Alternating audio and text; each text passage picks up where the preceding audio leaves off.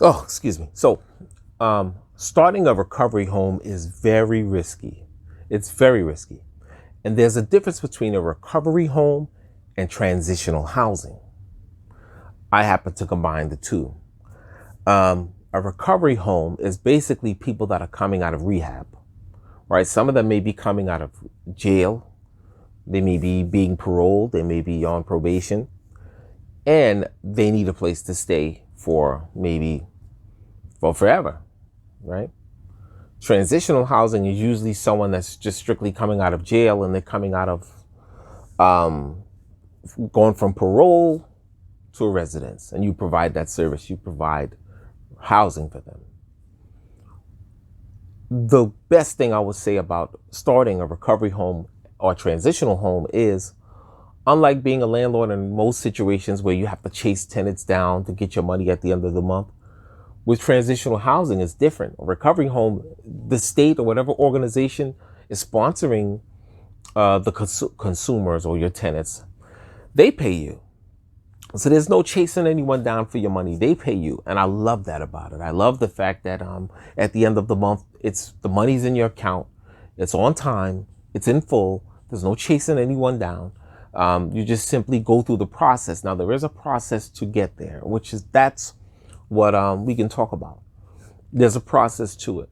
The thing with starting a recovery home or transitional housing is you first have to have the place for them to stay first. You have to have that in place. You have to go through your inspections, right? Just like any other home, just like any other tenant, your home has to be inspected and it has to meet code enforcement standards. Once you've done that, then you can start pooling to find your tenants, which is a two-step process. Once again, you can either communicate directly with people, which one way I used was Facebook. I used Facebook marketing, and I had people reach out directly to me. Some people that were actually about to come out on parole from being incarcerated, and people that were actually in a recovery home or going through their program, going through their treatment, about to come out and find a home. You can also pitch to the organizations themselves, which to me that was not that effective. Pitching to the organizations because they're so busy managing the different accounts and the different tenants. They have no time to find a residence for them. So it's better you reach out to them and you pitch them your place.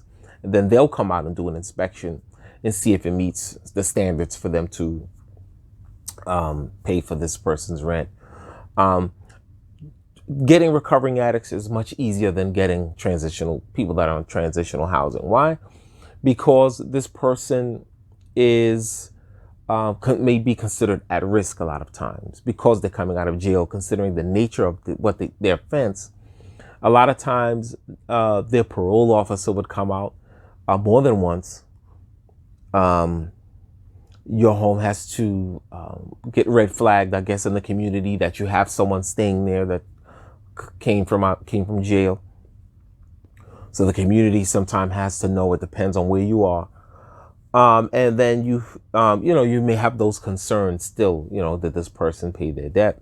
What kind of tenant will this person be? And you have to be in touch with their parole officer. The peace of mind I like what that is.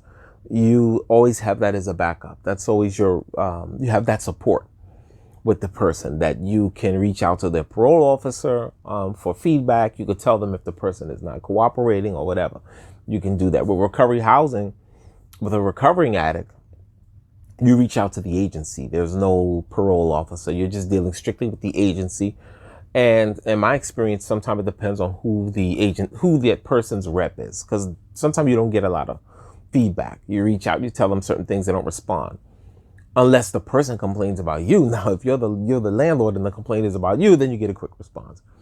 For instance, if I had a few people sharing the place, right? I was rooming it, and but I had two separate kitchens, separate bathrooms.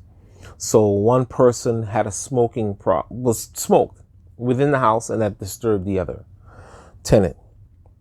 And not only that, they would putting their cigarettes out on the counter and on the cabinets.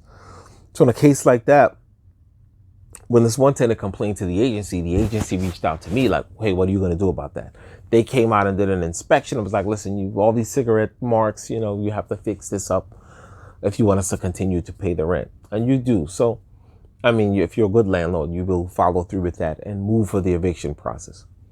The eviction process is not that hard. With a normal tenant, you just reach out to the courthouse and you make a date, boom, whatever, you follow through with your eviction. With a recovering addict is you have to let the agency know. In some cases, because sometimes your lease is not just with the tenant, your lease is with the agency also. Same thing with renting to someone that's on Section 8. Your lease is not just with the person on Section 8. You also have a lease with Section 8 that they expect you to abide by. So the eviction process is, it's more like a double process. You have to do everything twice. Once with the agency, then again with the courts. Now, getting started in transitional housing, you don't necessarily have to own real estate. Fortunately for me, I own the property that I had. But in some cases, you may be able to find people that have these extra homes, have these houses. Through a realtor, I got to know a guy who owned something like close to 30 houses. He was trying to sell them all. Because he was getting old, and he couldn't keep track of all of them. So I said, you know what? Why won't he turn one of them into a recovery home, or transitional housing, or student boarding house? And you can do the same thing too. And we could talk about that. For those of you who reach out to me, I follow through with my 20-minute coaching sessions. So my contact information is below. If you like this video, please like this video, share, and subscribe. Thank you. Have a good one.